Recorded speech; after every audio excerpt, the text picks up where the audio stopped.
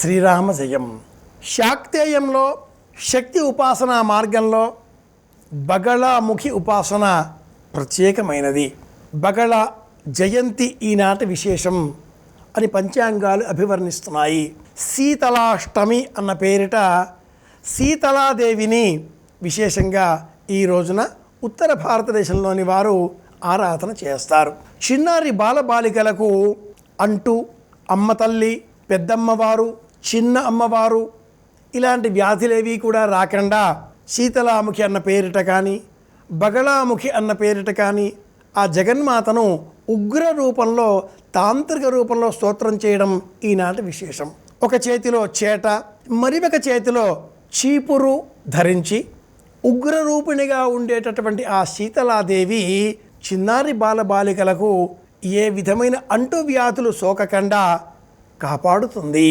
అమ్మవారి అనుగ్రహం పొందే నిమిత్తమై పసుపు, వేప కొమ్మలు ఈ రెండింటిని బాగా దంచి ఉండలుగా కట్టి ప్రధాన ద్వారానికి ఇరువైపులా ఈ ఉండలను ఉంచి రాగి చెంబులో పసుపు వేసి నీరు పోసి అందులో వేపమండలు ఉంచి ప్రధాన ద్వారానికి సంబంధించిన ఆ ముందు గదిలో ఆగ్నేయ దిగ్భాగంలో ఈ రోజంతా కూడా ఉంచి సాయంత్రం సమయంలో ఆ నీటిని ప్రధాన ద్వారానికి శాఖ వలె అడ్డుగా పోయడం బగళాముఖి ఆచారంలో ఉండే ఓ ప్రత్యేకమైన అంశం.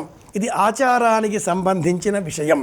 ఇల్లాలు ఉపవాస వ్రతం పాటించి సాయంత్రం వరకు ఇలా అమ్మవారి ధ్యానం చేసి అమ్మవారి యొక్క అనుగ్రహంతో మా ఇంటిలోని బాలబాలికలకు ఏ విధమైన అనారోగ్యం రాకుండుగాక అని చెప్పి ఆ ముందు గదిలో ఉండే ఆగ్నేయ దిగ్భాగంలో ఉండే రాగి చెంబులో ఉన్నటువంటి ఆ నీటిని గడప పైన అడ్డుగా పోసి అందులో కాసిన్ని మిగిలిన ఆ నీటి బిందువులను చిన్నారి బాలబాలికల శిరస్సుల పైన, నెత్తిపైన చిలకరించి మార్జనం చేసి రక్షగా వారి చేతికి పసుపు, ఎరుపు కలిపినటువంటి దారాన్ని భద్రగా రక్షగా కట్టి ఉపవాస వ్రతాన్ని పూర్తి చేస్తుంది ఆ ఇంటి ఇల్లాలు.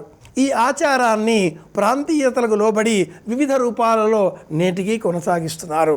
శవవాహినిగా, అష్టభుజిగా, చతుర్భుజిగా ఉగ్ర రూపంతో ఉండేటటువంటి ఈ బగళాముఖి అమ్మవారిని ఈనాటి కాలంలో పలువురు స్తోత్రపాఠాదులతో కూడా ప్రసన్నం చేసే ప్రయత్నం చేస్తున్నారు.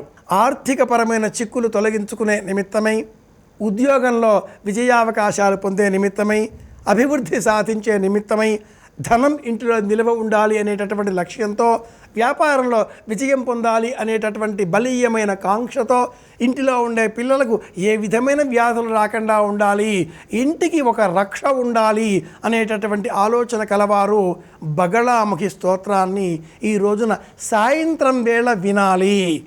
ఇవన్నీ తాంత్రికపరమైన సాధనలు. సనాతన ధర్మం, వైదిక మార్గం, ప్రాచీన పద్ధతిలో అనూచానంగా చెప్పిన విధానం ఏమిటి అంటే ఇంటికి ఆగ్నేయ దిగ్భాగంలో వేప చెట్టు పెంచాలి. ఇంటికి కాంపౌండ్ వాల్ బయట ఆగ్నేయ దిగ్భాగంలో ఏ ఇంటికి అయితే వేప చెట్టు ఉంటుందో ఆ ఇంటిలో ఉండేటటువంటి వారికి బగళాముఖి, శీతలామాత, పార్వతీదేవి, దుర్గాదేవి, జగదంబ అమ్మవారు రక్ష అంటుంది సంప్రదాయం. అలాగే బగళ అంటే పసుపు రంగుకు ఉన్నటువంటి పేరు. ఈ రోజున మహిళలు చేతికి తప్పనిసరిగా పసుపు అలదుకోవాలి. పురుషులు సైతం పసుపును 2 చేతులకు చక్కగా అలదుకోవాలి. స్త్రీలు, పురుషులు ఈరోజు తప్పనిసరిగా కంటికి కాటుక ధరించాలి.